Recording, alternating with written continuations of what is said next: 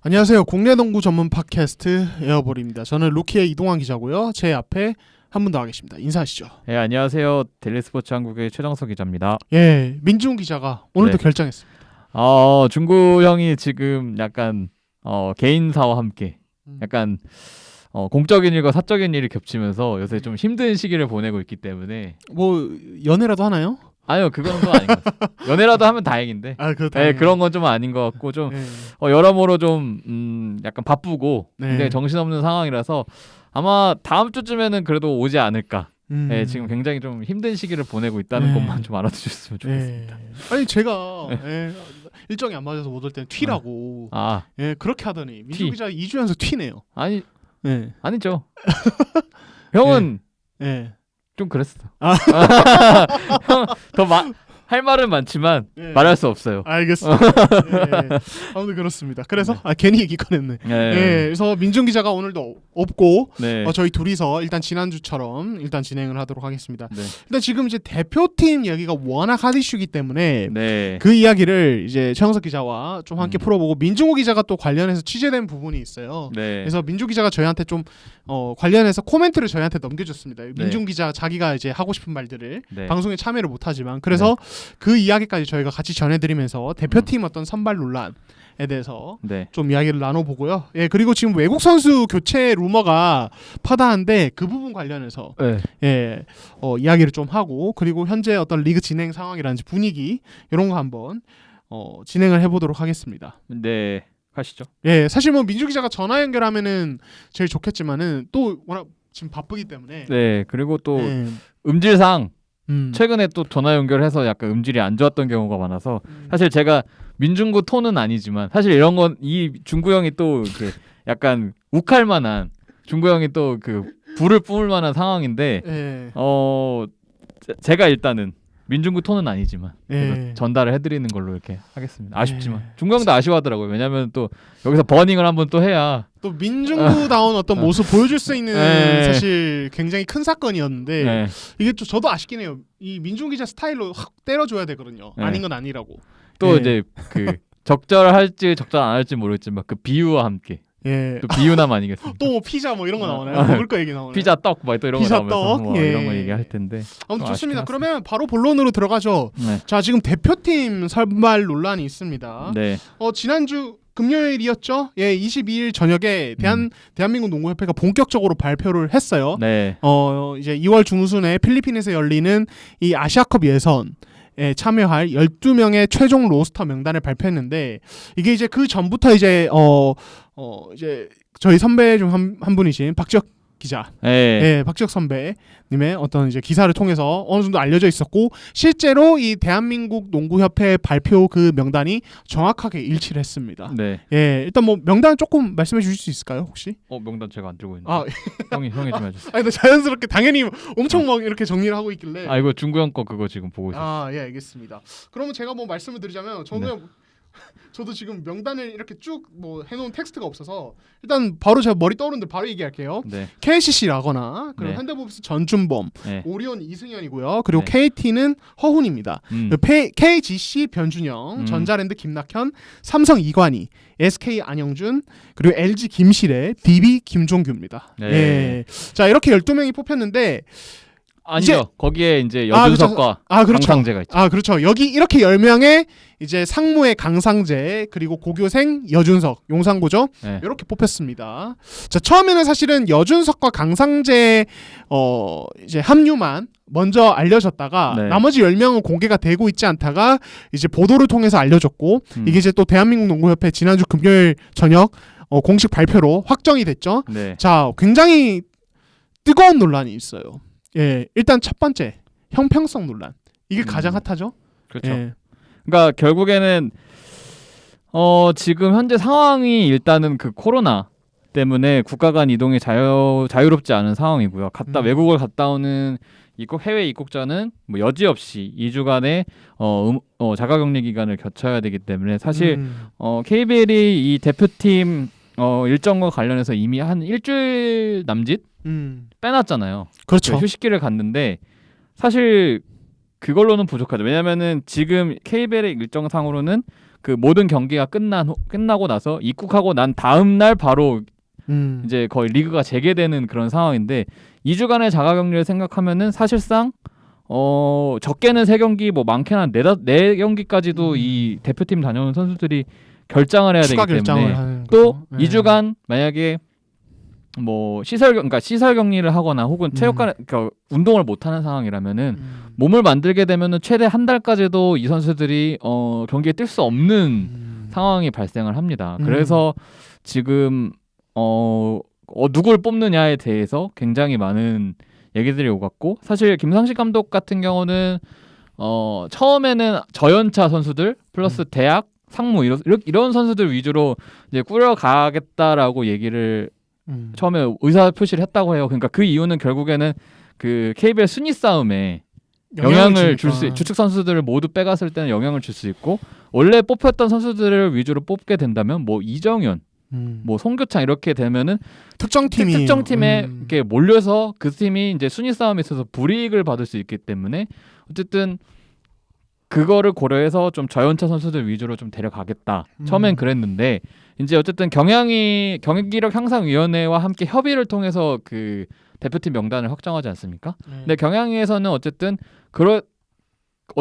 대표팀을 나라를 대표해서 나가는 건데 혹시나 그렇게 전력을 좀 낮춰서 구성을 했다가 혹시라도 잡히면 뭐 인도네시아나 태국이 우리나라보다는 전력이 떨어지는 게 맞지만 그래도 공은 둥글기 때문에 무슨 일이 일어날지 모르는 거 아닙니까? 그렇죠. 거기다가 태국, 인도네시아가 뭐 최근에 어떤 기아 선수로 인해서 전력이 강해진 부분 감안을 했다고 하고요. 그런 것 때문에 물론 우리는 아마 그렇게 짜도 라거나는 아마 갈 수도 있었을 것 같은데 라거나가 있다고 하더라도 어쨌든 경험이 조금 적은 선수들 위주로 가기 때문에 분명히 조금 변수가 생길 수 있는 점 그리고 혹여나 만약에 저연차 선수들로 위주로 갔다가 지기라도 해봐요. 그러면 대참사 나는 겁니다. 그렇죠. 그러면 이제 왜 정예를 안 뽑는? 예. 그 결국 그 책임도 그 협회가 져야 되거든요. 대표팀 그쵸. 감독과. 그렇기 때문에 사실 많은 부분을 고려를 했고 결국에는 각 팀에 한 명씩 차출을 하는 걸로 했고 사실 거의 거진 대부분 주축 선수들이 뽑혔어요. 그러니까 이게 사실 포지션이 사실상 고려가 많이 안 됐다고 저는 보여지거든요. 왜냐면은 가드 6명인가에 빅맨 4-5명 막 이런 식이고 중간에 포워드가 없어요. 그러다 보니까 이제 SK에서는 안영준, 그다음에 현대모비스에서는 전준범이 뽑혔는데 사실 그 두 선수에 대해서 논란이 있었죠. 왜냐면은 근데 SK 같은 경우는 부상자가 너무 많아서 그리고 어쨌든 주축인 최준영 선수는 이미 시즌이 아웃이 됐고 김선영 선수도 기약이 없는 상황이기 때문에 그나마 부상에서 가장 빨리 돌아온 안영준이 그리고 어제 심지어 복귀전을 치렀고 안영준이 이렇게 뽑히게 되는데 전준범 선수 같은 경우는 사실 애매한 감은 있죠. 그쵸? 왜냐면은 D리그에서도 사실 아쉬웠고 그 현대모비스전에서도 사실 짧게 뛰고 연습 때 뭐 슛감은 좋았다고는 하지만 짧게 뛰고 벤치를 지켰기 때문에 과연 전준범이 최근에 완전히 보여준 게 없는데 왜 뽑았느냐에 대해서 사실 팬분들이 많은 궁금증이 있었지만 결국에는 그 전에 대표팀에서 했던 것들 그러니까 아예 근거가 없이 선발이 된 건 아니라 이거죠. 그러니까 어쨌든 그 뉴질랜드전에서의 그 역할, 그다음에 꾸준히 대표팀에 선발되면서 슈터로서 그런 대표팀의 거의 몇 없는 퓨어 슈터로서 기여한 바가 있기 때문에 그 부분을 고려해서 김상식 감독이 뽑았다. 그러니까 좀 어쨌든 합리적인 근거가 있다는 점은 참 충분히 인정할 만하다. 그렇게 볼 수 있을 것 같아요. 일단. 그렇죠. 지금 어쨌든 그래서 아니 뭐 다른 팀은 라거나에 뭐 김낙현에 뭐 정말 허훈의 막 에이스급이 나가는데 왜 현대모비스는 최진수나 장재석이 아니고 전준범인가? SK는 왜 안영준이가? 결국 이게 논란이 됐고 이게 강은준 감독의 어떤 그 인터뷰에서의 어떤 공식적인 발언 어떻게 보면 좀 실언이죠 사실은. 사실 그게 굉장히 큰 논란이 되면서 논란에 불을 붙였죠. 그러니까 그렇죠. 약간 이제 불씨만 있는 상태에서 확 키웠죠 사실 이게. 그래서 사실 뭐 아마 그러니까 그 대표팀 명단이 발표되고 나서 프로팀 감독님들 혹은 관계자분들은 사실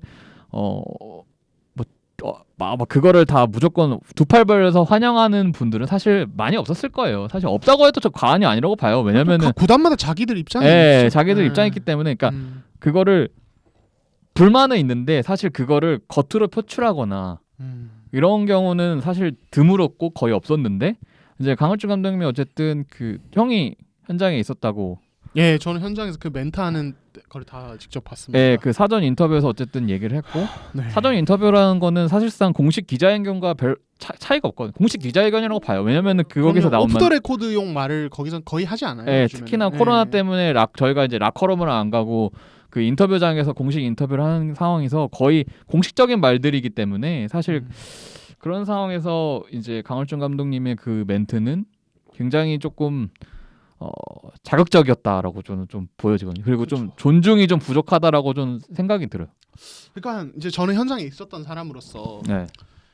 일단 첫 번째 확실한 거는 강을준 감독은 이제 약간 실수를 했어요.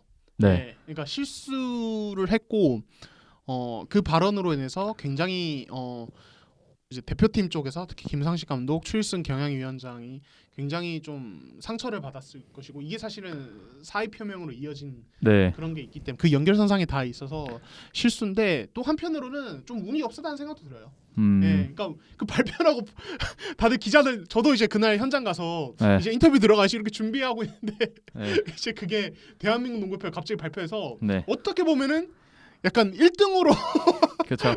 예.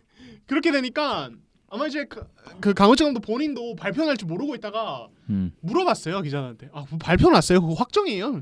아 좀 전에 발표 났습니다. 이렇게 얘기를 하니까 아 그래요? 이러면서 이제 그러니까 이 텀이 없이 그 순간적인 감정 순간적으로 못하고 그거를 이제 실수로 이렇게 드러낸 거죠. 예, 드러낸 거죠. 그러니까 속내를 드러낸 거죠. 예, 그러니까 사실 어떤 감독님이든 그런 타이밍에 그렇게 이제 질문을 받게 되면은 이게 제대로 이렇게 대답하기 힘들었을 거긴 한데 아무튼 그래서 강을준 감독 그 말이 조금 이제 큰 어떤 불씨로 이어졌던 부분이 있고 근데 뭐 이게 사실 이 논란이 강을준 감독 탓으로 뭐 돌리기는 힘든 게 원래부터 팬내사에서 논란이 굉장히 컸고 각 감독들이 다 불만이 있었고 이에 관련해서 어떤 이제 개인적인 연락이 오갔다는 어떤 이야기도 많고 그러니까 네. 어떻게 보면 강은주 감독이 좀 공식적인 석상에서 그런 멘트를 한 거는 굉장히 크지만은 그 전부터 이미 뒤에서는 굉장히 많은 불씨가 있었다.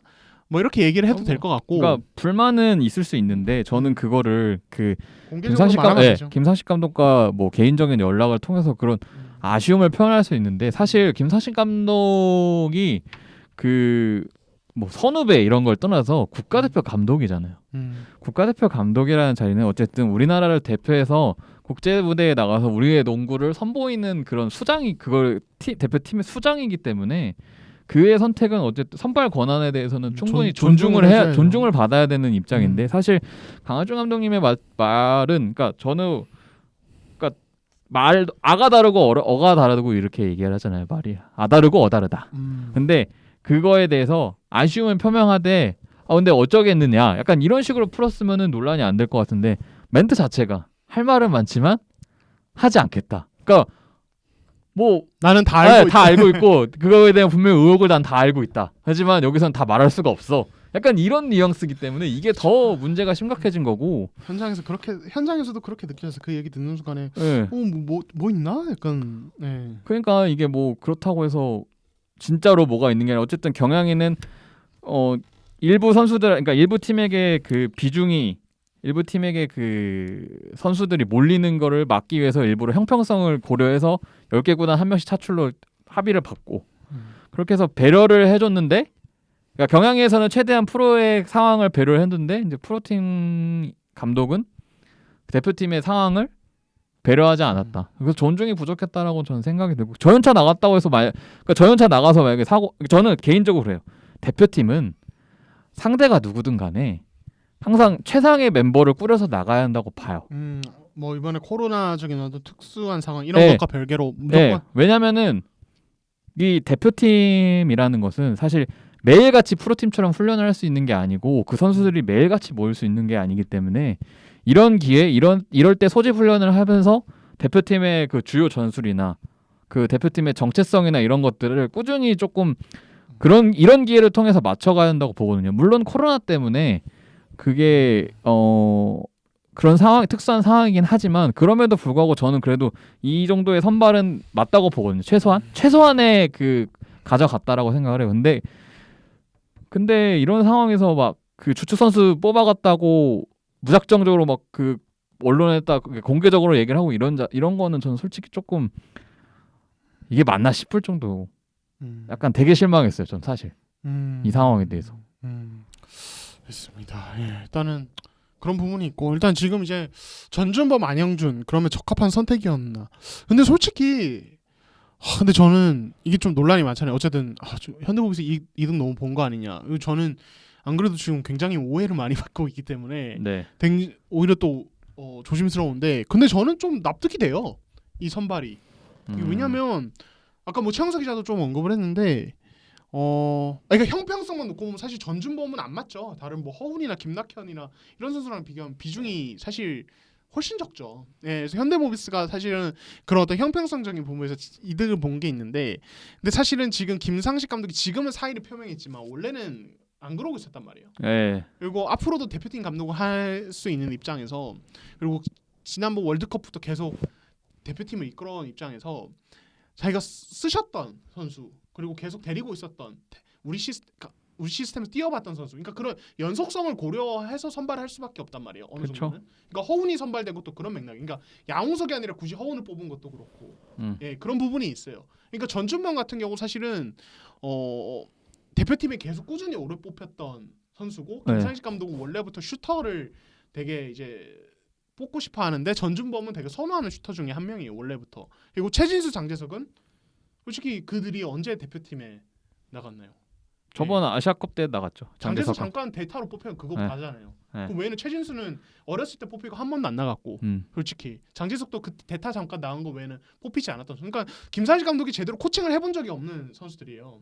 그러니까 감독 입장에서는 앞으로도 내가 쓸 선수, 앞으로도 테스트 해보고 싶은 선수, 이런 선수를 데려가는 거고, 그런 면에서 사실은 전준범은 이때까지 계속 대표팀에 꾸준히 들어갔던 슈터라는 점, 뭐 말씀하신 뉴질랜드 점, 그러니까 그런 점에서 연장선상이 있기 때문에 그런 부분을 생각하면 사실은 이해가 안 가는 건 아니라는 생각이 들어요. 저는. 그러니까 정말 뭐 대표팀 감독 입장에서 뭐 무슨 뭐 이제 앞으로 월드컵 어떻게 치르지 이런 고민 없이, 팀을 어떻게 꾸리지 이런 고민 없이, 정말 KBL이 어떤 팀도 불만이 없게 형평성만 가지고 뽑아야지라고 하면은 무슨 포지션 밸런스 이런 거 필요 없고 정말 비슷한 기량의 선수들만 뽑겠죠. 근데 그게 아니잖아요. 어쨌든 경기 치러야 되고 로스터 포지션 밸런스도 맞춰야 되고 대표팀을 이끌어가는 감독으로서 앞으로 팀을 이끌어갈 방향이랑 다 연결선상에 두고 선수를 뽑아야 되는데 이게 밸런스가 안 맞다고 이거는 뭐 특정 팀 봐주기 아니냐, 특정 팀이 뭐 이렇게 한 거 아니냐.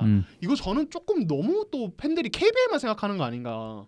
예, 대표팀 감독하는 입장에서 내가 앞으로 써보고 싶은 선수, 쓸 선수를 뽑아야지. 그래도 그런 면에서 허훈이 되게 대표적이에요. 허훈이 굳이 뽑힌 게. 예, 그래서 저는 그런 면 생각하면 좀 김상식 감독이 굉장히 좀 억울하실 수 있겠다.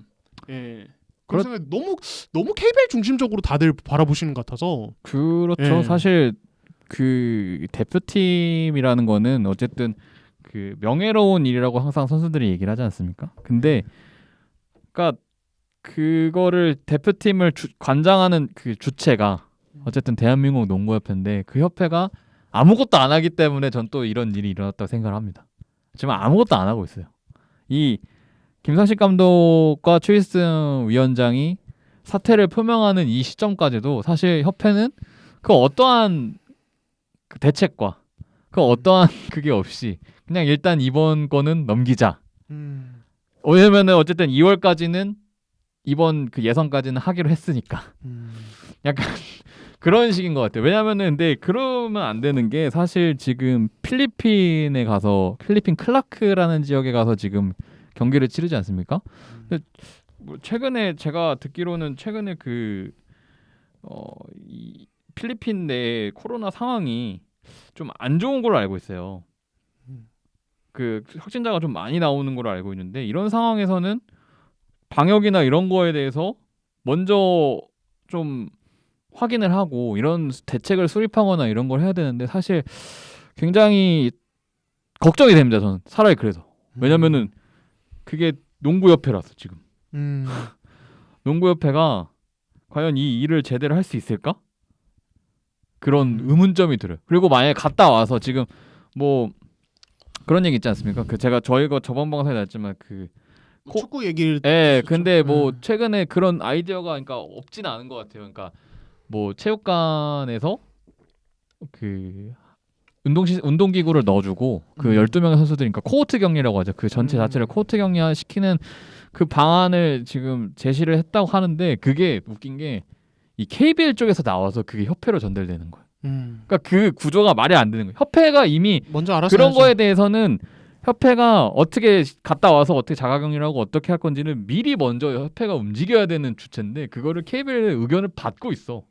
그러니까 KBL이 자꾸 그러니까 자꾸 이런저런 말이 나오고, 자꾸 그 어떻게 보면 대표팀 그 선발 권한은 협회에 있다고 주장을 하면서 결과적으로는 대표팀 관련된 일을 처리를 하지 못하니까 자꾸 이렇게 간섭이 되고, 이렇게 자꾸 뭔가 얘기가 나오고, 이런 걸 협회가 힘이 못 잡고 중심을 못 잡으니까 이번에도 사실 형평성 논란을 지나서 이 대한민국 농구협회가 얼마나 무능한지를 또 볼 수 있는 게, 사실 이번 같은 경우는 코로나라는 특수한 상황에서 그 대표팀이 선발이 됐기 때문에 분명히 그거에 대해서 추가 설명이 좀 필요한 상황입니다. 그러니까 왜 어떻게 선발을 했고 어떠한 이유로 선발을 했는지. 물론 코로나 때문에 김사식 감독님이 직접 뭐 기자회견을 열거나 이런 게 힘들 수는 있어요. 왜냐하면 장소 섭외나 이런 거, 그 방역 이런 것 때문에.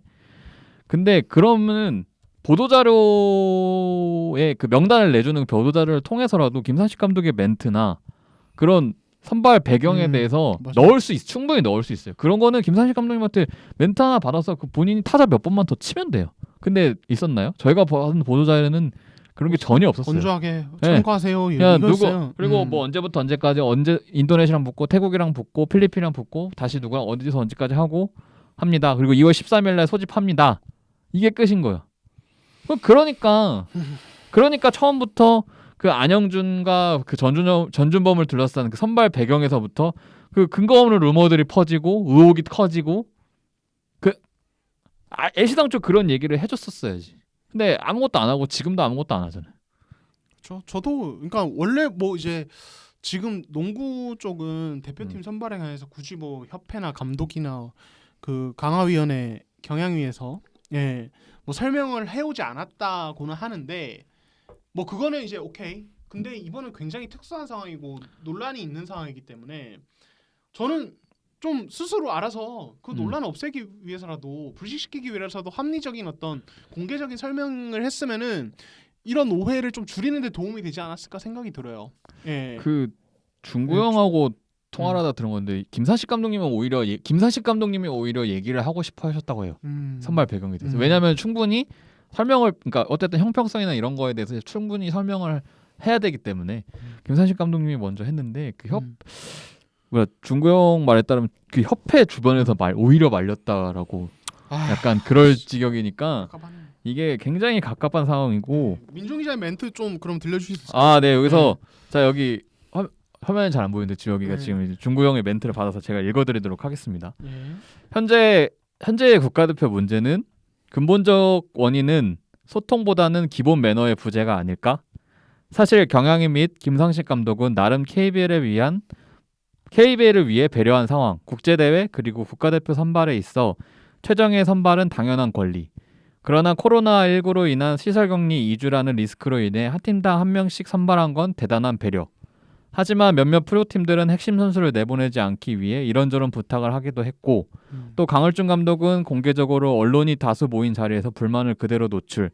오히려 이 부분은 매너가 없다고 보는 게 맞을 듯. 국가대표 선발 과정에 있어 경향위 김상식 감독은 고민이 많았다. 포워드 자원은 없었고 가드 센터 자원만 득실거리는 현 상황에서 결국 전준범, 안영준을 뽑을 수밖에 없었음. 양홍석은 김상식 감독도 원하는 부분이었지만 허운이 걸려 뽑지 못했고, 송교창은 라거나 차출로 인해 뽑을 수 없었음. 정혁은 역시 김낙현 대신 뽑기에는 무리가 있었고, 물론 현재의 국가대표 명단도 밸런스가 안 맞는 건 사실이지만 점진적인 세대 교체라는 측면에서 여준석 발탁은 합리적인 선택.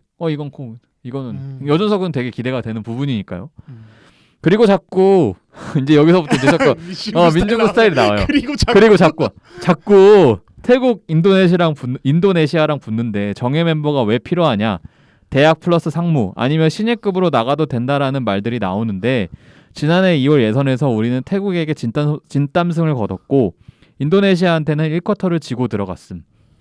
물론 필리핀이 정예 멤버를 내지 않았다는 점에서 크게 겁낼 필요까지는 없지만 만에 하나라는 측면을 고려한다면 지금 멤버 선발은 합리적임. 가장 큰 문제는 협회의 자세, 프로의 국가대표에 대한 잘못된 시선이라고 생각. 협회는 김상식 감독 그리고 경영위가 문매를 맡고 있는 상황에서도 침묵. 지금은 심지어 추일승 위원장, 김상식 감독이 사의를 표명하자 그들은 계약 기간 만료, 사의라기보단 정해진 기간이 끝나 떠나는 것이라고 생각 중. 새 집행부가 들어서면 경영위도 새로 구성된다는 것 같음. 또 김상식 감독은 3월 31일까지 계약이기 때문에 사실상 2월 예선 이후 일정이 없음. 협회는 지금 아무런 상의 없이 사의 표명한 두 사람에게 안 좋은 감정이 있다고 함. 굉장히 답답스럽습니다. 예, 또 그렇습니다. 국가대표 감독에 대한 실드는커녕 벌써 가지치기에 들어가는 것부터가 기형적 판단이 아닐까? 프로는 국제대회 경쟁력이 있어야 농구 흥행에도 도움이 된다는 측면을 전혀 고려하지 않음. 오히려 자신들의 순위 경쟁만 신경 쓰는 상황이라서 어떤 성적을 내든 큰 관심이 없음. 이러니 한국 농구가 발전할 수 없다. 울부짖죠. 그동안 농구판이 얼마나 치졸하고 이기적이었는지 잘 알게 해준 대표적인 사건이 아닐까 싶다. 이제 앞으로의 행보가 중요. 아시아컵 예선 이후에 대한 플랜이 과연 있는지도 잘 모르겠음. 이겁니다. 그러니까 이거를 중경의 그 톤으로 했어요. 하지 못하는 게 오늘 정말 뜨거웠겠네요. 되게 아쉽네요. 예, 뭐 다음 주에 굉장히 오늘 셉니다. 또 민주 기자가 굉장히 또 센 발언 하겠죠. 아마 네. 다음 주에도 화가 풀리지 않았을 것 같아요. 지금도 굉장히 화가 나 있는 상태이기 때문에 예, 굉장히 그럴 것 같고. 예. 그러니까 이런 거에서도 볼 수 진짜 총체적 난국이에요. 그러니까 제일 외로운 사람은 저는 김상식 감독이랑 그 추일승 위원장. 예, 거의 선발부터 결과까지도 사실은 책임을 져야 되는 입장인데 누구 하나 그 옆에서 지지를 해주고 밀어주는 사람이 많이 없다는 거. 그러니까 그렇죠. 그거에 어쨌든 협회가 힘을 모아서 가야 되는데 벌써 협회는 그런 상황에 대해서 어느 보호도 해주지 않은 채 오히려 방패막이를 쓰는 거죠. 오히려 그 상의 없이 그 사의를 표명한 거에 대해서 감정이 안 좋다라는 얘기는 도대체 이 경향이라는 집단을 왜 만들었으며 과연 이 경향이라는 집단은 어디에 속해 있으며 뭐하는 집단인지를 이미 잊어버린 듯한 본인들이 만들어 놓고 본인들이 거기에 감정을 상하면 어떡합니까? 굉장히 엄청난 집단인 것 같고요. 그렇습니다. 저는 그러면서 그 유동원 감독님의 멘트가 새삼 물론 언론 플레이일 수도 있지만 유동원 감독님은 김낙현 선수의 그 차출에 대해서 어쨌든 내가 국가대표 감독으로 그러니까 국가대표 가드로 만들겠다는 약속을 지켰다. 이제는 거기 앉아서 벤치 멤버가 아니라 경기에 뛰고 와야 된다. 부재는 어쩔 수 없지만 그건 우리가 잘 어떻게든 메워야 한다. 약간 그런 식의 멘트를 하셨잖아요. 그러니까 그거 자체가 물론 언론 플레이스 왜냐면 앞에서 그렇게 했기 때문에 앞에서 큰 사고가 하나 터졌기 때문에 조금 더 좀 약간 사리는 걸 수도 있겠지만 근데 유동 감독님 스탠스가 원래 약간 그러시잖아요. 되게 없으면 없는 대로 어떻게 메워야 된다. 약간 그런 입장이시거든요. 저는 그럼 되게 상반되는 그거라고 생각해요. 어쨌든 그 김낙현의 국가대표 선발 자체에 대해서 축하해주는 그 모습 굉장히 역시 유동훈 감독 역시 명장이 아닌가 생각이 들고 그렇습니다. 이게 진짜 씁쓸해요. 김상식 감독과 추일승 위원장만 불쌍한 게 일단 협회도 그런 스탠스고 KBL 각 감독들도 이제 특정 몇몇 분이 조금 이제 조금 너무 또 대표팀 입장을 생각 안 해주는 어떤 그런 스탠스를 보인 부분이 있어서 뭐 이건 강을증 감독만 얘기하는 건 아닙니다. 예, 강은준 감독은 공개적으로 그런 발언을 했고 아마 그중에 한 명이 그 외에도 있어요. 불만은 다들 아마 있을 거예요. 없을 수는 없어요. 근데 그걸 공개적으로 말했다는 것 자체가 문제인 거지. 아무튼 그래서 뭐 되게 답답하고 걱정돼요, 솔직히. 예, 그 앞으로도 이런 식의 논란이 있을 수 있는데 뭐 코로나뿐만 아니라 앞으로도 대표팀 선발 과정에서 이런 어떤 리그에 영향을 준다는 어떤 이유로 여러 논란이 있을 텐데 이게 저는 솔직히 뭐 국제 대회에 대해서 그렇게 집착하는 편은 아닌데 저는 국제 대회 성적에 대해서 막 그렇게 집착하는 편은 아닌데 어쨌든 대표팀이고 그리고 이제 어떤 월드컵 같은 무대랑 연결선상에 있어서 아시아컵도 월드컵에 나가면 선수들이 굉장히 느끼고 배우는 게 많기 때문에 그쵸. 어쨌든 협조를 해줘야 된다고 보는데 너무 또 그 자국 리그에 대한 어떤 관심만 있는 거 아닌가 모든 분들이 큰 그림과 전체적인 미래 방향성, 비전 이런 걸 보는 게 아니라 그 눈앞의 성과에만 너무 물론 그쵸? 이익 집단이기 때문에 그럴 수밖에 없지만 그럼에도 불구하고 그 대한민국이라는 그 대한민국 농구라는 그 큰 틀 안에 있기 때문에 분명히 그런 것들을 함께 만들어내고 같이 바라보고 가야 되는 입장이거든요. 그렇죠. 아쉽죠. 예, 그렇죠. 예, 아무튼 뭐 이제 굉장히 논란이 크고 이거에 대해서 향후에 또 어떻게 진행될지는 저희가 또 추가적으로 또 취재되는 게 있으면 얘기를 하도록 하겠습니다. 네, 씁쓸하네요. 그렇습니다. 자, 일단은 이렇게 대표팀 얘기는 정리를 하고 자, 그러면 지금 이제 외국 선수 교체 루머가 있단 말이에요. 지금 이제 두 팀입니다. 그렇죠. 지금 전자랜드랑 그 고양 오리온스가 사실 저희가 저번 방송 때 아마 제프 위디가 이제 그냥 끝까지 아마 볼 것 같다 이렇게 얘기를 했는데 이제 좀 상황이 좀 급변한 것 같아요. 그러니까 지금 어쨌든 최근에 제프 위디가 다시 성적이 곤두박질치면서 원래는 왜냐면은 그 교체를 위디가 안 할 것 같다라는 얘기를 들린 시점에는 위디가 그나마 괜찮았었어요. 그러니까 뭐 새로 수비 잘 됐고 받아먹은 득점하고 물론 받는 돈에 비해서는 아쉽지만 그래서 최소한의 것을 어쨌든 해주고 있었는데 최근에 굉장히 많이 무너지고 또 그 접전 상황에서 무너지는 경우가 나오면서 결국에는 조금 늦었지만 칼을 뽑은 게 아닌가. 그리고 저는 또 약간 이승현의 그 대표팀 차출과도 조금 연관이 있어 보입니다. 왜냐면은 어쨌든 이승현이 나갔을 때는 골밑에서 득점을 생산해줄 선수가 없거든요. 위디는 사실상 제로고, 그쵸. 이정현도 제로고, 박진철은 모르겠고, 약간 그런 상황에서 골밑에서 어쨌든 비벼주는 선수가 유일하게 이승현인데 이승현 선수가 어쨌든 대표팀 차출로 거의 뭐 적게는 3주, 많게는 한 거의 뭐 한 달 가까이 이렇게 한 달 가까이 이렇게 몸을 만드는 시간이 있어야 하기 때문에 뭐 플레이오프 진출 그다음에 그 좀 아무래도 그 KCC가 1위를 거의 본다면 그 2위 자리를 노리기 위해서는 골밑에서의 그런 득점 생산이나 이런 거에서 고려한 상황인 것 같아요. 그래서 조금 지금 합리적인 추론인 것 같아요. 합리적인 그래서 조금 나오는 것 같아요. 그래서 뭐 이제 용병다크의 정지욱 선배께서도 이렇게 또 특정 선수가 올 가능성이 높다라고 따로 영상도 올리셨고 그런 상황인데 뭐 일단 지금 이제 어제 제가 강은준 감독에게 여쭤봤을 때는 뭐 일단 아직은 결정된 건 없다고 하는데 일단 그래도 분위기가 현재 가능성이 되게 높은 분위기입니다. 데빈 윌리엄스라는 선수로 분위기가 그래요. 일단은 거의 최후 통첩을 한 것 같고 왜냐면은 그 저번 휴식기 끝나고 나서도 사실은 제프 위디한테 너가 3경기 앞으로 잘해야 된다 해놓고 그 3경기를 잘해버리니까 쭉 갔잖아요. 이번에도 말했대요. 디비전 앞두고 만나서 따로 미팅을 해서 뭐라 했냐면 아무튼 표현이 좀 그렇죠. 우린 비즈니스 관계 아니냐. 앞으로 5경기 이번에 5경기예요. 앞으로 5경기 중요하다. 이렇게 얘기를 했다고 합니다. 그래서 제가 느끼기에는 그 5경기를 볼 텐데 지금 벌써 2경기를 했죠. 형편 없었죠. 제 느낌에는 2월 초에는 늦어도 발표가 날 것 같아요. 뭐 빠르면 이번 달 말 뭐 빠르면 그럴 수도 있고요. 왜냐면은 와서 또 그 선수도 자가격리를 해야 하기 때문에 그럴 것 같고 그 뭐 처음에 뭐 말로는 뭐 위디가 될지 로슨이 될지 모르겠다 이렇게 얘기를 하신 것 같은데 사실 그거는 약간 위디의 그 그러니까 너무 길을 죽이지 않기 위해 그러니까 배려해준 것 같기도 하고요. 사실상 그 새로 올 선수 그 데빈 윌리엄스라는 선수는 뭐 여러 가지 뭐 지국 선배도 그러셨고 뭐 여러 가지 상황을 제가 알아봐도 로슨의 가격에 올 만한 선수는 아니라는 게 일단은 다들 몸값 자체가 왜냐면은 터키 그 선수가 터키를 19-20 시즌에 터키 리그를 해서 되게 잘했고 그다음에 아마 올 시즌에 이제 중국에 갔다가 좀 기량이 안 나와서 퇴출당한 걸로 알고 있거든요. 그러니까 어쨌든 중국 리그에 발을 담갔다는 것 자체가 기본적인 몸값이 높습니다. 중국 리그는 높은 선수들만 가기 때문에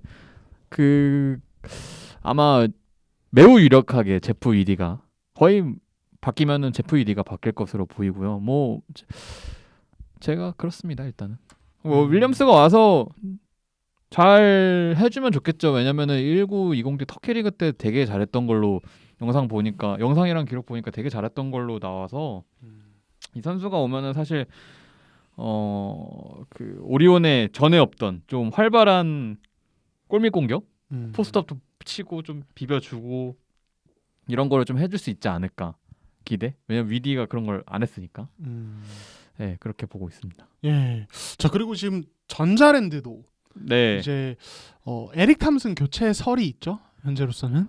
에릭 탐슨 같은 경우는 조금 나온 지가 됐습니다. 그러니까 에릭 탐슨을 바뀐다는 얘기는 네. 전부터 계속 있었죠. 왜냐면은 지금 시즌 초반에 심스가 조금 헤맬 때 그 상상 이상의 운동 능력과 그 피지컬을 앞세워서 굉장히 터프한 모습을 보여줬잖아요. 그 에릭 탐슨이. 그래가지고 되게 가성비 좋다. 뭐 무서 저평가에 대해서 뭐 에릭 탐슨도 나는 원래 항상 그런 평가를 받아왔다 이렇게 하면서 되게 자신감이 있었는데 어느 순간부터 이제 패턴이 읽힌 거죠. 사실 KBL 팀들이 가장 잘하는 것 중에 하나가 그 외국 선수 약점 찾기인데 일단은 그 득점 능력, 그러니까 스스로 득점을 만들 수 있는 능력 자체가 제로기 때문에 그 부분이 제일 치명적인 것 같고 최근에는 뭐 의동 감독님한테 굉장히 많이 혼나더라고요. 최근에 뭐 작전 타임이건 뭐건 계속 누구한테 정신 안 차려 뭐 이렇게 하는데 그게 다 에릭 탐슨이더라고요. 그러니까 최근에는 아마 뭐 여러모로 조금 굉장히 좀 힘든 상황인 것 같고 그래서 결국에는 이 선수도 그 데본 스캇이라고 juk 선배가 또 얘기를 하셨는데 그리고 저도 그 에이전트한테 직접 확인해본 결과 맞는 거 맞다 이렇게 얘기를 했거든요. 그래서 데본 스캇이라는 선수가 오는데 이 선수 같은 경우는 사실 올 시즌 시작되기 전부터 한국행에 되게 관심이 좀 있었던 걸로 알고 있습니다. 제가 듣기로는. 그런데 이 선수가 지금 최근에까지 이스라엘 리그에서 뛰다 왔는데 그 전까지는 이제 브라질 리그에서 뛰었는데 브라질 리그 MVP와 베스트 5를 차지했던 선수입니다. 네, 그래서 그러니까 뭐 사실 근데 브라질 리그에 대해서는 그러니까 KBL 그러면 왜 그렇게 괜찮은 선수 브라질 리그 한 리그에 MVP를 먹을 정도면은 괜찮은 선수 아니냐 왜 KBL에 바로 안 왔느냐라고 궁금해하실 분들이 계신데 사실 KBL 내에서 브라질 리그에 대한 시선이 그렇게 그러니까 높게 보는 게 아니래요. 그러니까 약간 한 수준 아래로 보기 때문에 다른 리그에 비해서 네, 거기서 얼마나 통하더라도 우리 KBL에서 되겠느냐 약간 그런 불신이 의심이 조금 있는 상황이었는데 어쨌든 그래서 바로 못 왔고 교체 외국 선수 시장을 노리다가 이스라엘 리그 가서 좀 어느 정도 활약을 하니까 이제 마침 또 전자랜드가 또 이스라엘 리그 쪽에 또 굉장히 밝지 않습니까? 이스라엘 리그에서 선수를 또 많이 데려오고 그러다 보니까 이제 그 이해관계가 맞아서 들어왔는데 이 선수 같은 경우는 브라질 리그에서도 한 25만 정도 받았기 때문에 아마 딱 탐슨이 빠진 그 자리에 들어가면은 좋을 것 같고 뭐 사실 기록 자체는 탐슨이랑 크게 차이는 안 나요. 이스라엘 리그 뭐 스탯만 놓고 보면은 근데 조금 그래도 탐슨보다는 좀 골밑에서 득점을 만들어낼 수 있는 능력을 가지고 있다는 점. 그리고 또 저는 그래서 한 리그의 MVP를 그래도 먹을 정도면 어느 정도 본인 기량이 조금 가지고 있다는 거거든요. 그렇기 때문에 아무래도 탐슨보다는 좀 기대치는 좀 있는 것 같아요. 스탯은 비슷하더라도.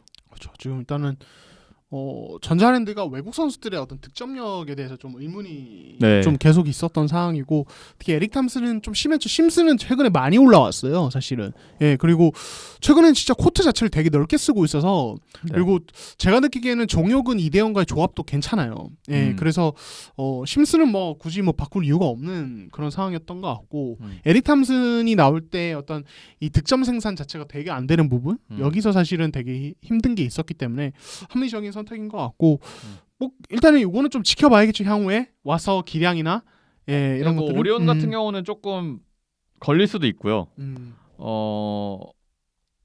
뭐야 한 명 누구죠? 데본 스캇? 데본 스캇 같은 경우는 아마 조만간 들어오지 않을까요? 조만간 한국에 좀 더 빨리 진행되는 건 전자랜드일 것 같아요. 예, 그렇습니다. 이 정도로 얘기를 하고 뭐 간단하게 현재 리그 상황 뭐 좀 이야기를 하면서 갈까요? 예, 뭐 지금 이제 저희가 월요일 저녁에 녹화를 하고 있는데 현재 KGC와 삼성의 경기가 굉장히 중요한 경기입니다. 예. 삼성의 5위를 예상한 저 입장에서는 이 경기는 굉장히 중요한 경기고 지금 뭐 잠깐 살짝 그 댓글에 굉장히 숨어 계셨던 그 삼성 팬분들이 하나씩 저에게 응원의 메시지를 보내고 계시는데 굉장히 조금 제가 왜냐면은 이류농구나 이런데 형이 하는 이류농구나 이렇게 여러 여타 방송들을 보면 삼성 팬들의 댓글이 사실은 많진 않죠.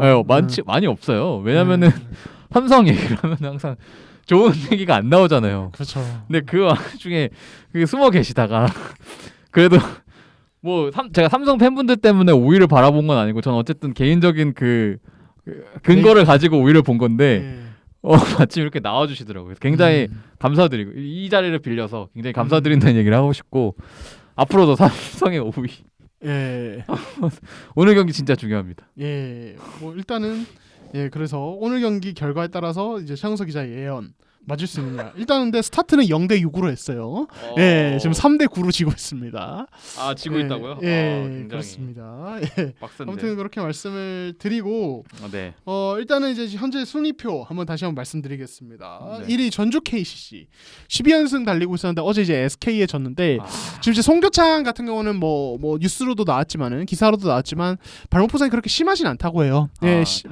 검사도 다 했고 다만 이제 통증이 좀 있어서 본인이 일단은 구단이 일부러 좀 관리를 해주는 면이 있습니다. 그래서 당장 뭐 수요일에 디비전은 아직 출전 여부가 결정이 안 됐다고 보는데 제가 봤을 땐 뭐 길어도 일주일이지 않을까. 저는 일단 이렇게 보고 있습니다. 한국의 보물인데.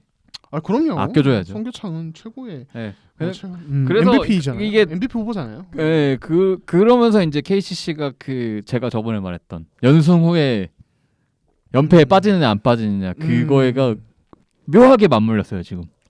디비전이 진짜 중요한데 근데 디비도 지금 되게 급하거든요. 어쨌든. 근데 경기 보니까 그렇게 급하진 않던데. 근데 디비가 사실은 SK전은 별로고 오리온전은 경기를 되게 괜찮았는데 전자랜드한테 당하는 거 보니까 그러니까 이제 이 타이밍에 사실 후반기 시작한 줄 팍 치고 나갔어야 됐는데 벌써 지만 3, 4연승을 했었어야 돼. 그래야 조금 6강에 불씨가 살린다 그 얘기가 나오는데 지금 이 타이밍에 두경민이 허리랑 장염 때문에 그게 너무 좀 뼈아픈 것 같아요. 그러니까 진짜 이번 시즌은 운이 좀 안 따라주는 부분이 있어요. 진짜 선수들의 부상 타이밍이 일단은 뭐 그런 상태고 자 현대모비스가 지금 이제 단독 2위 현재 6연승 중이죠. 근데 2위 할 것 같아요. 네 2위 할 것 같아요. 지금 분위기가 되게 좋아요. 저는 그 최진수의 3번 전환을 보고 굉장히 깜짝 놀랐습니다. 제가 원했던 최진수는 사실 최진수의 모습은 이 모습이었거든요. 그러니까 이 선수가 제가 그 삼성과의 경기를 끝나고 물어봤어요.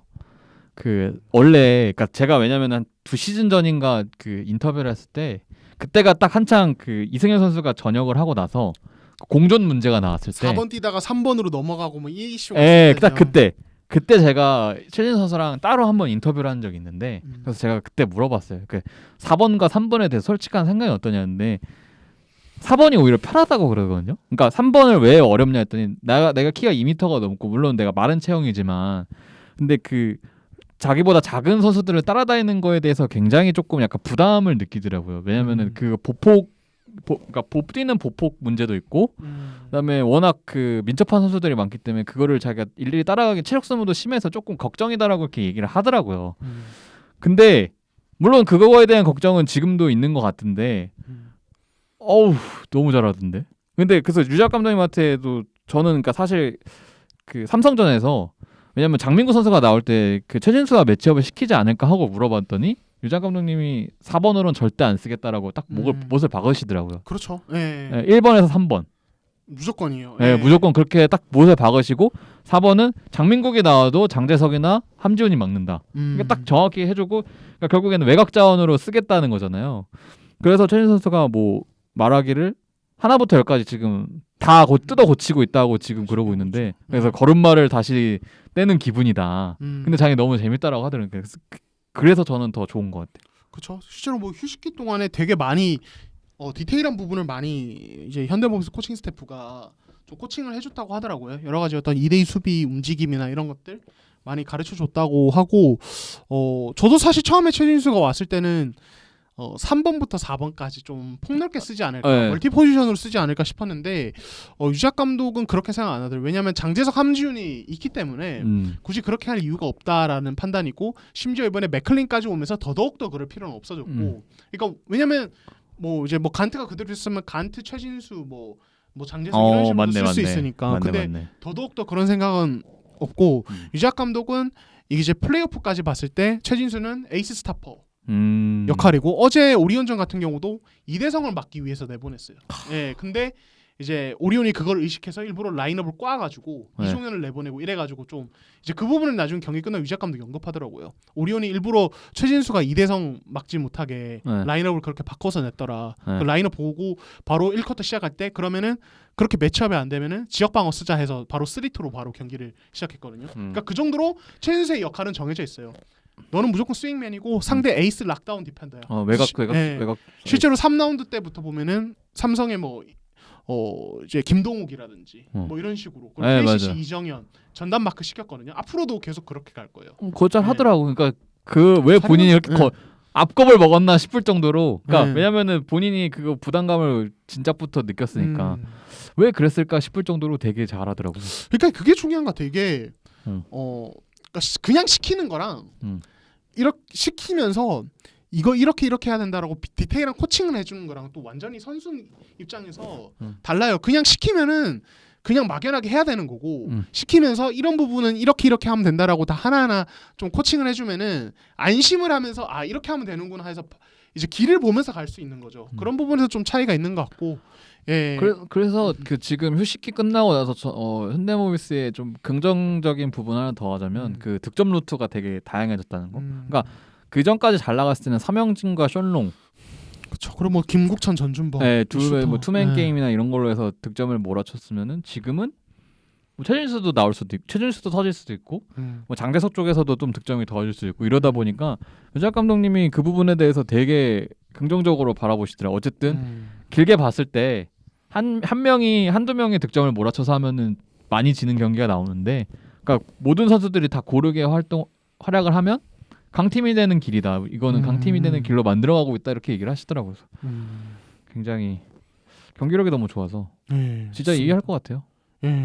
뭐 지금 분위기 봐서는 사실 KCC와도 3.5경기 차여서 아직 진짜 뭐 1위 싸움도 끝났다고 보기는 힘들고. 그래도 1위는 KCC지. KCC 충분히 당연하죠. 근데 저는 뭐 특정팀 얘기하는 게 지금 승차가 그렇게 크지 않아서 지금 이 순위 싸움 아직 모른다. 지금. 그 얘기는 하고 싶은 거예요. 제가 되게 의혹이 많은 사람. 말하면 저 진짜 오해받아요. 그렇게 말하지 마세요. 정말로. 뭐 이거 봐야죠. 앞으로 3.5게임밖에 안 나서 저 KCC가 지금 송계창 복귀 타이밍에 따라서 이걸 좀 여유 있게 계속 지켜가느냐, 아니면 조금 이제 변수가 생기느냐, 이것도 결정된다. 뭐 그런 얘기를 하려고 했습니다. 근데 송계창이 빠지니까 크긴 크더라고. 이게 되게 커요. 되게 중요해요. 그리고 자 오리온 KT가 4위. 3, 4위 그리고 KGC까지 또 공동 4위 올라 있는데, 뭐 KGC는 지금 경기 중이고, 자 KT가 뭐 좀 좋았다가 나빴다가 왔다 갔다 하고, 오리온은 지금 2연패입니다 후반기. 그러니까 딱 두 팀의 스타일은, 두 팀의 성적은 그러니까 여기서 더 올라가지 못하는 이유가 나오는 거예요. 치고 못 나가잖아. 그러니까 KT도 되게 왔다 갔다 잘할 때는 진짜 잘하는데 못할 때는 또 이런, 왜냐면 또 어제 그 창원 LG와의 경기에서 최근에 좀 창원 LG가 굉장히 파격에 파격을 더하는 지금 팀인데 그 팀을 상대로 역전패를 당하고 이런 걸 보면은 확실히, 그러니까 강팀이라는 거는 진짜 좀 꾸준해야 되잖아요. 꾸준하고 안정적이어야 저는 강팀이라고 보거든요. 폭발력보다는 안정적이어야 된다고 생각을 하는데, 사실 그 부분에 있어, 그런 부분에 있어서는 사실 KT가 왜 더 치고 못 올라가는지, 우리가 형이랑 제가 3, 4위권으로 놓은 그 이유가 오리온도 그렇고 KT도 그렇고 딱 나오는 것 같아요. 그 이상은 확실히 느꼈어요. 이번 주말 경기를 보고 진짜 여기는 딱 3, 4 높게 봐야 3, 4위구나 라는 생각이 좀 들었습니다. 저도 뭐 충분히 납득이 되고, 기복이 있기 때문에 KT 자체가. 오리온은 뭐 저희가 이제 뭐 위디 문제 얘기를 했으니까 조금 넘어가도록 하고, 자 KGC 4위, 전자랜드 6위입니다. 전자랜드는 KT한테 지고, 그리고 DB한테 크게 이겼습니다. 그러니까 여기도 그러니까 저희가 저번에 말했던 그 외국 선수 득점 생산 문제에 대한 그런 거. 그러니까 지금 정혁근이 와서 형이 아까 잘 맞는다 그랬는데 좀 안 맞거든요. 심스가 이 역할을 잃었어요 지금. 그러니까 왜냐면은 약간 동선이랑 이런 하던 플레이들이 좀 겹치는 부분이 좀 있다 그래서 심스가 좀 다시 이렇게 좀 이렇게 들어가고 있는 추세거든요. 그러니까 잘했다가 그래서 그거 해결. 그다음에 김낙현이 너무 잘해주는데 이제 조금 정효근 선수가 뭐 여러 가지 면에서 좀 도와줘야 될 것 같고. 그러니까 이 팀도 그러니까 딱 보여. 그러니까 이 팀도 연승을 달려 지금쯤이면 이제 치고 나가서 만약에 3위, 4위 이렇게 치고 올라가려면 사실 지금부터 조금씩 치고 나가야 되는데 뭔가 경기들이 딱 5할에 맞춰져 있는 느낌. 한 번은 잘하고 그다음에 지고 한 번은 잘하고 지고 자고 지고. 아 근데 저는 조금 아직은 그렇게 얘기하기에는 전자랜드가 디비전에서 보여준 경기력이 굉장히 좋았다고. 아 그때는 되게 좋았지. KT전 같은 경우는 그러니까 그런 게 있었어요. 그러니까 전자랜드가 좀 정효근 오면서 무슨 테스트를 하냐면 이대현 정효근 심스를 같이 쓰는 테스트를 했었어요. KT전에서. 근데 이게 안 됐어요. 제대로. 맞아요. 그러니까 최영석 기자가 말씀하신 어떤 겹치는 부분도 있고 이대현 정효근 중에 누가 또 포스트에 들어가느냐 이런 어떤 그리고 이제 아무래도 정효근도 솔직히 빅맨이에요. 그냥 다재다능한 빅맨이에요. 사실. 그쵸 사실. 예, 스몰 포워드라고 보기는 윙맨이라 보기는 어려워요. 그렇다 보니까 그 세 명의 장신 자원들이 같이 있을 때 어떤 뻑뻑함 이런 게 있었는데 그 이제 디비전에서 좀 바꿨죠. 예, 정효근을 3발로 쓰는데 심스랑 이제 그 3번 쪽에 다른 어떤 슈터 자원을 쓴다든지 이런 식으로 좀 바꿨죠. 그러니까 이 세 명을 장신 자원으로 쓰지 않고 그래도 외곽슛과 밸런스를 맞추기 위해서 바꿨죠. 그러니까 이런 것들이 효과를 봤다고 생각하고 저는 아직 전자랜드가 이 정효근이 뛰는 라인업을 테스트 중이라는 느낌이 들거든요. 계속 여러 가지 고민을 하는 것 같아요. 이동 감독이.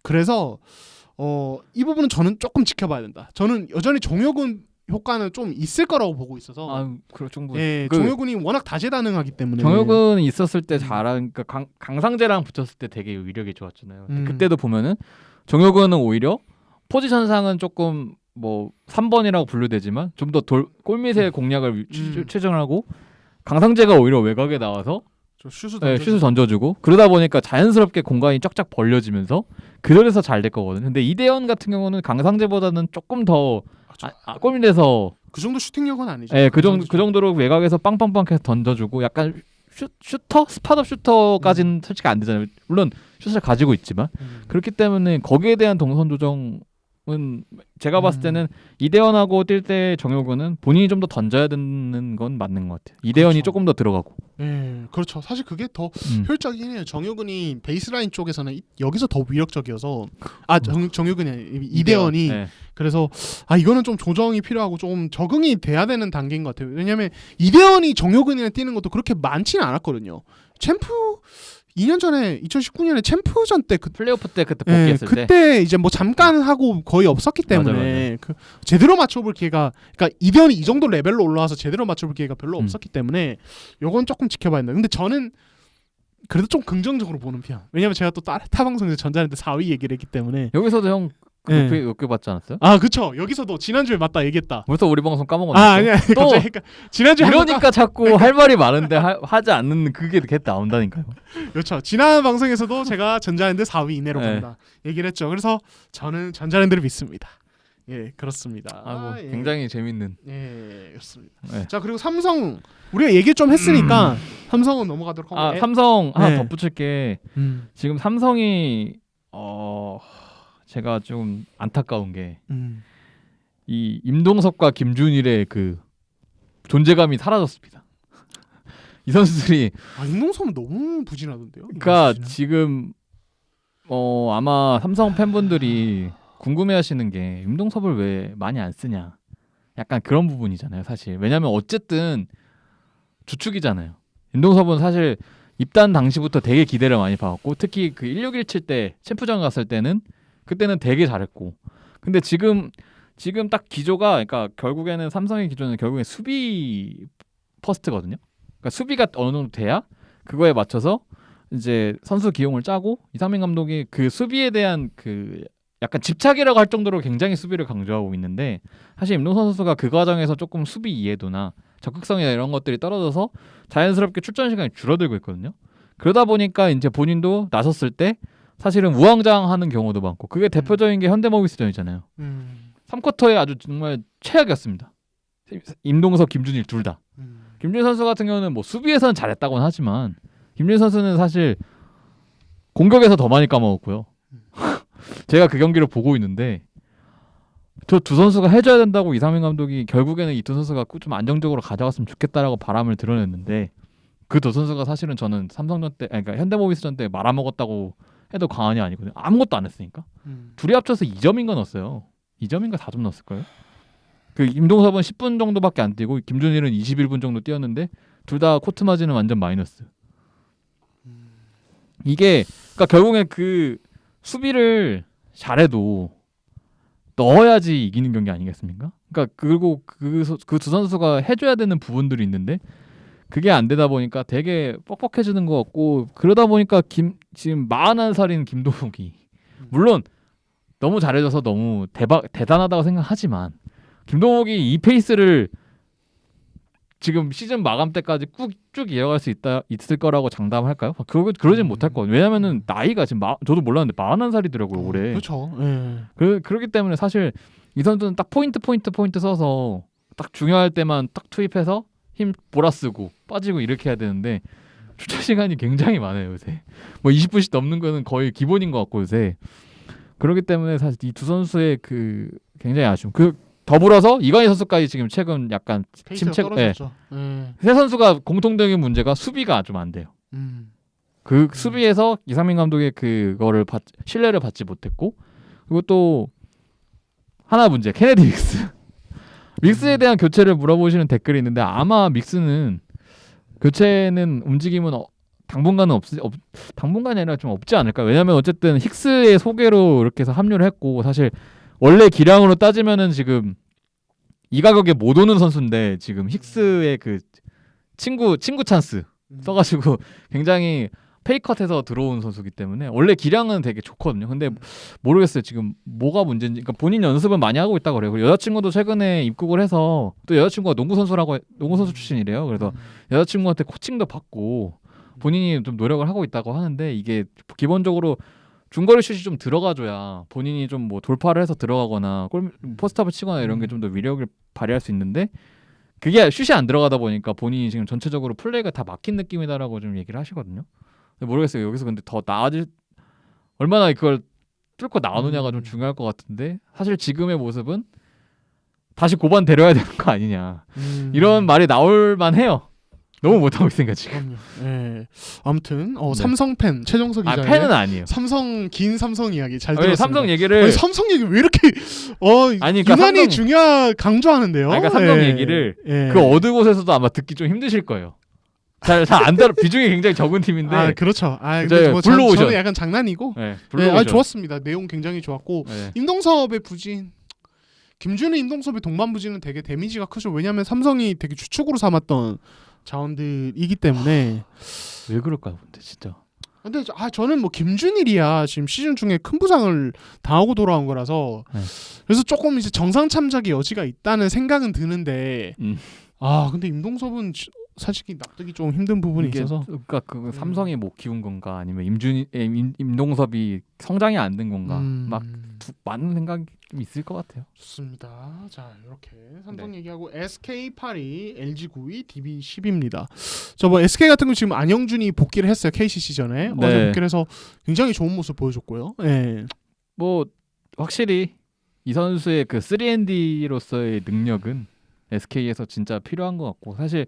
그러니까 살림꾼 역할을 좀 많이 하거든요, 이 선수가. 전 최준영보다 안영준이 가치 있는 선수라고 생각해요. 저도 사실은 SK의 그 팀 전력에 정확히 딱 맞는 자원인 것 같아요. 다르게 말하면 최준영은 과대평가돼 있는 것 같아요. 전 실속 있는 건 안영준. 맞아요. 실속 있는 안영준이고 제가 감독이면 최준영 데려갈래, 안영준 데려갈래. 최준영 선수한테 되게 죄송한데 저는 안영준 선수 택할 것 같아요. 건강해도 이제는. 안영준은 뭐 원이 뭐 표현이 좀 그렇죠. 원이빨 안 받아도 자기 목 다 할 수 있는 팀에 되게 도움이 될 수 있는 선수고. 맞아요. 최준용은 솔직히 지난 시즌은 몸이 건강했던 것도 있지만 원희의 도움이 되게 컸다고 생각을 하고 이번 시즌에 원희랑 최준용이 같이 떨어지는 것 저는 이거 연결이 조금 돼 있는 부분이 있다고 생각을 해요. 원희에 대한 어떤 더블팀 감소 이거 저는 되게 연관이 있다고 생각하거든요. 최준용 경기력 하락과. 그래서 최준용은 혼자서 뭔가 자신이 샷 크리에이터로서 역할을 할 수 없는 자원이에요. 지금 시점에서는 2대2 할 줄 알죠. 포스트업 해볼 수 있죠.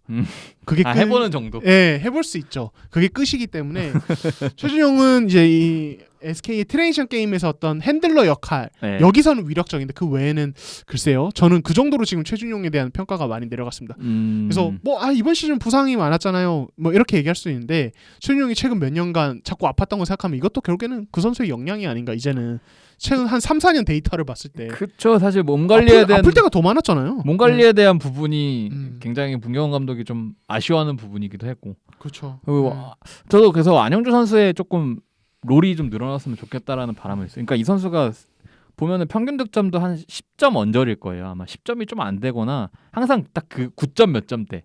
뭐 10점 1점, 10점 2점 막 이런 식이거든요. 그러니까 그거 자체가 뭐 사실 많은 기회가 안 와서 저는 그렇다 생각해요. 왜냐면은 공격하는 선수가 너무 많아서 SK는 많죠. 네, 김선영, 뭐 원희, 그다음에 최준용 이렇게 공격을 해버리니까 안영주 선수는 상대적으로 좀 수비나 리바운드에 좀 치중한 부분이 있는데 굉장히 그러니까 기록에 드러나지 않는 기여도가 되게 높고 복귀전에서도 스틸 4개인가요? 그게 다 속공으로 연결되는데 사실 굉장히 컸다고 봐요. 사실 이 전력으로 SK가 KCC 물론 송교창 부재라는 변수가 있었지만 그럼에도 불구하고 KCC는 강하지 않습니까? 근데도 불구하고 접전 상황에서 어쨌든 이겨낼 수 있는 건 미네라스의 역할도 결정적이었지만 뭐 안영준이 되게 확실히 뭐랄까요 이 팀의 짜임새를 그러니까 퍼즐을 딱 짜임새를 딱 잡아서 이음새의 역할을 잘한다고 해야 되나? 딱 그런 것 같아요. 안영준 같은 경우. 좋습니다.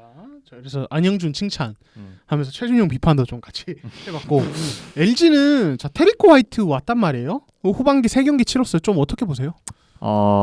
LG는 정말 파격의 연속이 아닌가. 혹시 보셨나요? KG 시즌에서 최승욱이 센터로 나오는 굉장한 라인업 썼잖아요. 네, 역대급 거의 한국의 휴스턴. 네, 마이크 덴토니. 네. 1920 휴스턴. 조토니. 네, 조토니.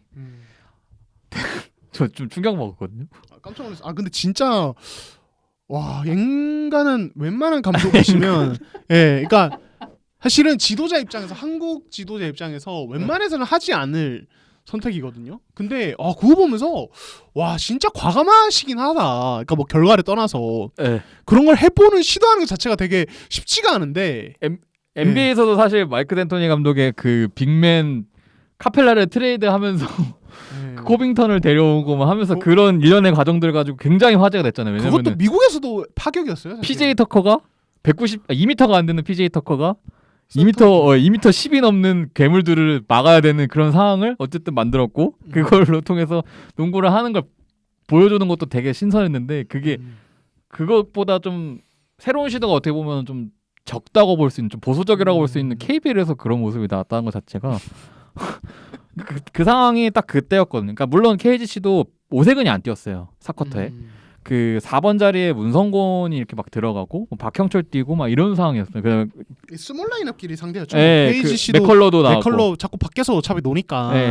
4쿼터에 딱 그랬는데 이게 그 리온 윌리엄스가 4쿼터에 그 맥컬러한테 완전 먹혔거든요. 소위 말해서 맥컬러 수비가 전혀 안 되고 사이즈 수비에서도 그걸 뚫고 들어가지를 못하고 그냥 사이즈 차이 그다음에 맥컬러가 버티는 건 어느 정도 되니까 그걸 공격에서도 못 치고 들어갔고 수비에서도 외곽 수비 못 따라가고 막 이런 문제들 때문에 윌리엄스가 조금 뛰다가 빠지니까 저는 사실 그래서 박정현하고 같이 투입할 줄 알았거든요.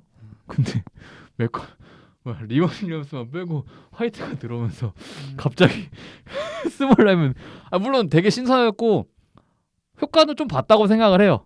근데 물론 그 수비에서의 그 문제가 너무 두드러져요. 이재도가 대놓고 리머텍하고 피켈롤 하는데 그거에 사실 그런 스몰 라인을 쓸 때는 도움 수비나 이런 수비 콜들이 되게 정교되고 그거를 도움 수비를 바짝바짝 와야 그게 어쨌든 뭐 공격에서 그 스페이싱 효과가 극대화가 되잖아요. 근데 너만큼 내주니까 리드를 잡기 쉽지 않더라고.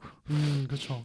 근데 저는 솔직히 그 라인업은 상대가 KGC니까 했던 어떤 굉장히 좀 과감한 시도라고 생각을 하고 지금 카메라가 잠깐만요. 네. 제가 이제 촬영을 하고 있어서. 네. 켰다. 다시. 일단은 굉장히 또 많은 하겠습니다. 항상 저희 방송 이렇게 변수가 등장하는 것 같고 그리고 또 LG 같은 경우는 최근에 박정현이 좀 살아나는 것 같아. 살도 좀 많이 빠지고 그러니까 화이트가 돌아오면서 그 박정현이 활용도가 높아지면서 많이 뛰면서 본인도 좀 이제 적응을 한 것 같아요. 네, 뭐 확실히 집어넣는 능력 하나만큼은 최고다. 잘한다. 뭐 좀 드디어 좀 1순위스럽게 한다. 그래서 저는 개인적으로 박준영하고 박정현이 이렇게 그 어찌됐든 본인의 모습들을 조금 보여주려고 하는 것 자체가 되게 좀 기뻐요. 더 잘했으면 좋겠어요. 한국 농구의 미래들 아니겠습니까? 좋습니다. 공감 안 하는 것 같은데. 넘어갈까요? 원주 DB 지금 현재 최하위인데 윤호영이 돌아왔고 두경민이 좀 있으면 돌아올 것 같긴 한데 뭐 이제 DB 얘기는 저희가 또 뭐 했으니까. 아 DB요? 그렇죠. 두경민이 컨디션이 좀 돌아오면은 저는 더 무서울 것 같긴 해요. 근데 DB가 근데 뭐 이제 6강 가능성과 별개로 전반기보다 훨씬 경기를 줬습니다. 이건 확실해요. 그러니까 SK전은 좀 졸전이었어요. 근데 전체적으로 좀 경기력이 올라가는 느낌이 있어서 저는 6강은 못 가더라도 굉장히 까다로운 고춧가루 부대가 될 것 같아요. 건강 상태에 따라서. 메이튼이 워낙 잘해요. 그러니까 지금 메이튼 녹스가 번갈아가면서 나오는데 위력이 되게 좋아요. 녹스도 되게 그러니까 2옵션 중에서는 녹스가 제가 느끼는 라거나랑 그 이제 미네라스 다음에는 녹스인 것 같아요. 그런 느낌까지 들어요. 무섭더라고요. 아닌가? 테리코 화이트인가? 화이트는 아직 폼이 안 올라왔으니까. 그러니까 왜냐면 지금 다른 팀 2옵션들 보세요. 공격력이 안 되잖아요. 녹슬지 않았네요. 아무튼 그렇게 해서 넘어가겠습니다. 아무튼 그렇습니다. 그래서 현재는 이렇게 진행이 되고 있고 제가 이번 주 또 뭐 대표팀 이야기 위주로 또 외국 선수 교체 관련해서 또 이야기를 해봤습니다. 자. 뭐 다음 주는 뭐 민준 기자 올 수 있겠죠? 그리고 그 댓글에 그러니까 저희가 지금 댓글을 뭐 일일이 다 소개는 안 드려도 다 보고 있는데 그 보소대세님께서 그 KCC 그 연고 선수 관련돼서 질문을 주셔가지고 이걸 또 그 유소년 전문가 또 민중구 기자가 제가 또 민중구 기자한테 이걸 답변을 해라 해서 이제 받아왔거든요. 이게 아마 그거 관련해서 조금 소개를 해드리면 KCC가 이번에 서울 다솔초 이서준, 서전주 중 김승빈 선수를 연고 선수로 선택. 현재 KBL은 지역 내외 연고 선수 비중을 7대3으로 두고 있음. 그러니까 원래는 5대5였는데 조정된 것. 이게 그러니까 지역 내가 아마 30%, 지역 외가 70%로 알고 있건 70%일 거예요. 기본적으로 대부분의 농구 교실이나 클럽 농구가 수도권에 많이 몰려 있기 때문에 규모 자체가 다름. 또 연고 지역 외적인 곳에서의 선수 수급을 금하게 되면 전국 9개 도시를 제외하면 다른 지역에서 농구하는 어린 선수들이 기회를 잃게 됨. 그렇기 때문에 KBL은 중립 지역에 있는 어린 선수들을 구단이 자율로 선발할 수 있게 배려. 그런 차원에서 KCC가 이서준을 선발한 것이다. 이서준은 중립 지역에서 클럽 농구를 하던 친구, 그렇기 때문에 전혀 문제가 없다. 용산중 진학 예정자이며 아주 미래가 기대되는 선수다. 아버지는 현재 마산고 이영준 코치. KBL은 연고 선수 제도의 활성화를 원하고 있는 상황이다. 그러려면 연고 지역 외적인 중립 지역 선수들까지도 어떻게든 포함을 시켜야 되는데 그리고 또 농구 발전을 위해서라도 크게 나쁘지 않은 선택이라고 생각을 한대요. 중구 형은. 그다음에 물론 어느 정도의 편법은 있을 수 있다. 그러나 KBL과 구단 간 합의가 끝난 부분이라서 어느 정도는 다들 알면서도 쉬쉬하는 느낌. 이렇게 여운을 또 남기면서 답변을 했습니다. 좋습니다. 이렇게 해서 민주 기자가 답변을 관련해서 했고요. 자, 일단 뭐 이렇게 마무리를 할까요? 일단 저희가 이제 다음 주에도 이제 뭐 지금 대표팀 관련 이슈는 계속되고 있기 때문에 뭐 혹시 또 추가적으로 뭐 얘기 나온 게 있으면 관련해서 얘기를 해보고 지금 이제 KBL이 4라운드가 진행 중인데 조만간 또 5라운드 이제 순위 싸움이 더 좀 치열해지고 있기 때문에 빨라요. 이게 코로나 때문에 정신없이 지나갔다가 이제 벌써 언제 5라운드인데 그 지금 추가 중단 맞다 그 대표팀 그거 추가 중단 얘기. 그러니까 일부 팬분들이 그러시잖아요. 그러니까 좀 더 휴식기를 늘려서 그냥 다 같이 자가격리 끝나면 뛸 수 있게 하는 게 어떠냐라고 하시는데 사실 그거는 현실적으로 지금 불가능한 상황이라고 해요. 왜냐면은 일단 중계 문제가 있고요. 그거 크고요. 그다음에 혹시 모를 코로나19로 인해서 혹시나 모를 그 시즌 중단을 시즌 중단을 그 생각을 해서 그 일정을 조금 여유 있게 잡은 부분이 있기 때문에 그러니까 이걸 땡길 수는 있는데 사실 더 늘리기에는 더 늘렸다가 만약 코로나가 좀 상황이 안 좋아져서 시즌을 중단하게 되면은 그런 거에 대한 여유가 더 없어지잖아요. 그러니까 그런 것까지 봤을 때 사실 추가 중단은 지금 추가 휴식은 못 한다는 게 그럼요. 지금 상황이고. 그러니까 기본적으로 각 구단이 그 홈구장 대관 관련해서 그 이제 자치단체, 그러니까 지방자치단체, 각 이제 자치 그쪽과 이제 각 시와 얘기를 하는데 그거 관련해서 몇 월부터 몇 월까지 한다라고 어떤 이야기들이 다 정해져 있기 때문에 이걸 이제 미루는 만큼 또 더 써야 되잖아요. 근데 이게 쉽지가 않아요. 이거 협의하는 게. 맞아요. 그리고 이거 관련해서 10개 구단이 다 마음을 모아야 되는 부분도 있고 굉장히 어렵습니다. 현실적으로 그러니까 우리 뭐 그냥 이제 이렇게 밖에서 보면은 아니 2주 더 미루면 되는 거 아니냐라고 말씀하실 수 있겠지만은 그렇게 하려면 되게 많은 어떤 과정을 거쳐야 돼요. 그게 정말 어려운 부분이에요. 또 사실은. 그러면은 이제 F 일정도 틀어질 수가 있고요. 그렇죠. 이후의 일정도 문제가 있죠. 외국 선수 계약 관련돼서도 좀 더 추가 계약을 해야 되거나, 그러니까 계약 기간 외에 그냥 만료가 정해져 있기 때문에. 계약 기간 외에 또 뛰어야 되는 상황이 있을 수 있기 때문에 여러 가지 여건을 고려했을 때 지금 현재 잡혀져 있는 휴식기보다 길게는 못 쉰다. 그렇게 알아두시면 될 것 같습니다. 그러니까 결국에는 지금 가는 선수들은 사실상 한 달 정도를 몸을 만드는데 할애를 해야 된다라고 좀 보시면 될 것 같아요.